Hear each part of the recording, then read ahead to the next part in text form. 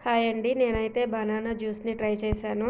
ఇప్పుడైతే దానికోసం కావాల్సినవి ప్రిపేర్ చేసుకుంటున్నాను. ముందుగా అయితే 4 అరటిపళ్ళు తీసుకున్నాను.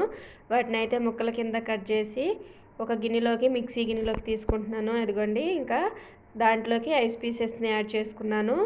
ఇంకా కొంచెం హార్లిక్స్ పొడిని ఇంకా 2 స్పూన్లయితే వెనీలా ఐస్ క్రీమ్‌ని తీసుకున్నాను. కొద్దిగా పాలేసుకుని మిక్సీ పట్టేసుకుంటున్నాను ఆటిని. మెత్తగా మిక్సీ పట్టుకోవాలండి. ఎక్కువ పాలైతే ఏసుకోకూడదు. తర్వాత మిగతా పాలు మొత్తం వేసుకుని అలా పలచగా నేను మిక్సీ పట్టుకున్నాను. తర్వాత ఐస్ పీసెస్‌ని కూడా మళ్ళీ యాడ్ చేసుకున్నాను. ఐస్ పీస్ యాడ్ చేసుకోవటం వల్ల జ్యూస్ అనేది నల్లగా రాకుండా ఉండిద్దండి బనానా జ్యూసు. ఇప్పుడైతే నేను గార్నిష్ చేసుకుంటున్నాను. కొంచెం ఐస్ క్రీమ్ వేసుకుని దానిపైన మళ్ళీ హార్లిక్స్ వేసుకుని అలా గార్నిష్ చేసుకున్నాను. ఇప్పుడు టేస్ట్ చేసి చెప్తానండి. టేస్ట్ అయితే చాలా బాగా వచ్చింది. చాలా అంటే చాలా బాగుంది. మా వీడియో కానీ నచ్చితే లైక్ చేసి, షేర్ చేసి, కామెంట్ చేసి, సబ్స్క్రైబ్ చేయండి. Full video YouTube